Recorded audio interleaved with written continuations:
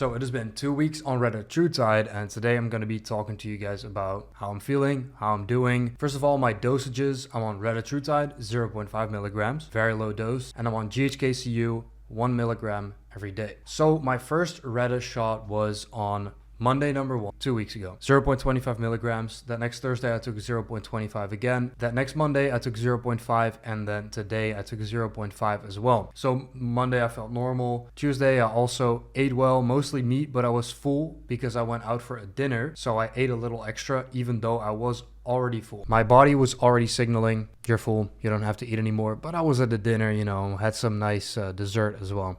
Roughly 3,000 calories.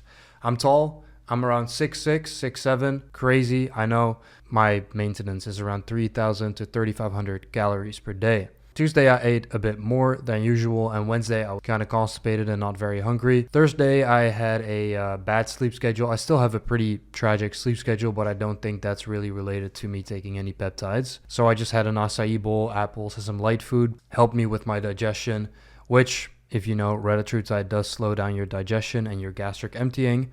So I just took something light because the day before that I was kind of constipated. So Friday I went back to normal, just had a normal kind of like day. The eggs I ate though were kind of making me feel nauseous because I usually eat between 6 and 10 eggs a day. We'll get back to my regular diet of what I would eat on a normal day a little bit later. Saturday, normal, eggs, protein, oats protein, salmon, banana, and a snack at night. The snack that I had at night was a little bit of chips, bringing my daily total to around 3,000 calories, but it was still fine. Sunday was also normal day. I didn't really eat that much, but I will say that the food noise that Reta suppresses comes back on the 5th day after taking it. The half-life is roughly 160 hours, which is in that 5 to 7 day mark. So that's probably why. Now I'm on a 0.5 milligram dose, which is really not that much.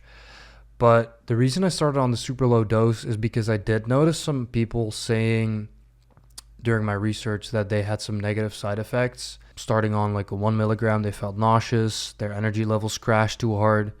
And I had a little bit of that on the 0.25, but it was so unnoticeable that it was fine. So I'm happy I titrated up. And I took 0.5 today, and maybe the next Thursday I will do a 0.25 to up it a little bit. And then that next Monday I might go to 1, which is going to be quite a jump. But I'll see how I feel, and I'll kind of feel it out. So currently I am eating very stable. I have 6 to 10 eggs for breakfast. I make 10 eggs, but I do not always finish the eggs. So I'll just put them in the fridge and eat them later. In the middle of the day, I'll have protein oats for my carbs because I am eating a little bit of carbs, not too much, and high protein, moderate fat. So I'll have that pre-workout, just some oatmeal, 100 grams with 2 scoops of protein powder, like 50 to 60 grams. And then also a banana before and after working out. And that's pretty much what I'll have through the middle of the day. Then later at night, I will have a animal protein source, usually like a steak, something in that nature, and it will land me between that 160 to 200 gram daily protein range that I want to reach. If I feel like I'm a little bit low on protein for the day, or I'm having a little craving, I'll have some Greek yogurt with oats or blue or raspberries at the end of the night. This fills me up quite well, and it's also a pretty, high protein meal that delivers a nice amount of caseins that you should be getting in before bed, as it's a slow releasing protein repairing your tissue overnight, as you can't be eating protein while you sleep. For my workouts, they have been pretty stable. There have not been any energy crashes or a lack of output effort. The only thing that's lacking is my frequency while going to the gym. However, that is getting better. That is also interlinked with my sleep schedule that is currently quite poor, and I plan on fixing that in the next 2 days to really lock in with my circadian rhythm and improve my eye bags as well. However, my eye bags may also be a genetic problem due to my slightly recessed infraorbital, but I'm not entirely sure on that yet. It's easier to see when I'm leaner what my assessment of that is. So I'm I'm also taking ice baths, and I'll get to the GHK-Cu later. I'm also taking ice baths, which some people say is great for metabolizing brown fat and activating it in your visceral fat area, but honestly, the Reta is doing the heavy carrying here, and the ice baths are more of a mental thing. I like them in the morning. They wake me up, and they instill some sort of a discipline into me right as I wake up after doom scrolling for about 1 or 2 hours. On top of that, I fast for 6 hours after my waking time. In the morning, I drink coffee roughly an hour after waking up, and I use Zins to suppress my appetite.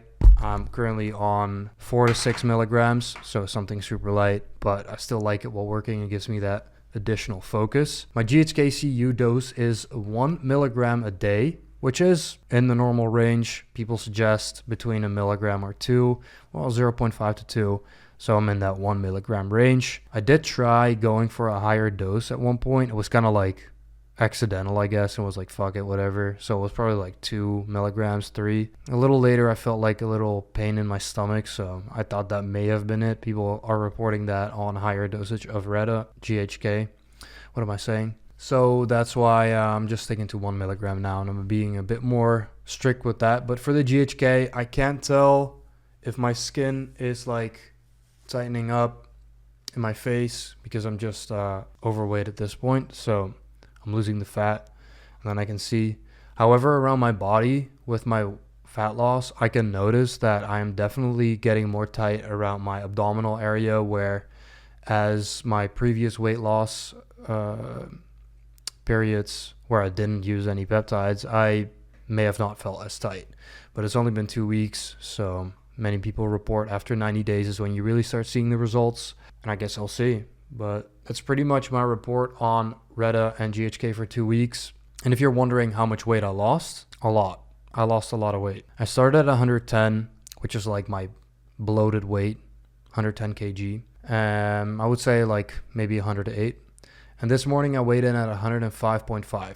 So that is a difference of 3.5 kilos, roughly, if you take the median of 108 and 110, which is 10 pounds or something. I don't have a calculator on hand, but I'll put it on the screen. And that's really nice.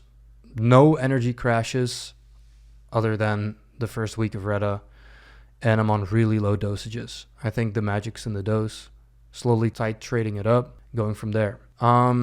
After a month of using these peptides, I think I'm going to be experimenting with some others like CJC for improved growth hormone release during the night without DAC, so it's a slower half-life. And then I'm going to be experimenting with MOTS-C for better mitochondrial function. Other peptides I'm interested in are melanotan 2 or melanotan 1, but that's nothing I'm interested in right now, maybe later, for reducing my autism a little bit, being more ND. No, I'm just kidding. I'm not that ND, I think. Maybe I am a little bit, but I'm a little weird sometimes, but I think I'm fine. People say that melanotan can help with reducing your autistic traits, which is an interesting thing, but I'm going to be using it to tan, and it's a nice libido boost. So that's pretty much that, and it concludes the video for today.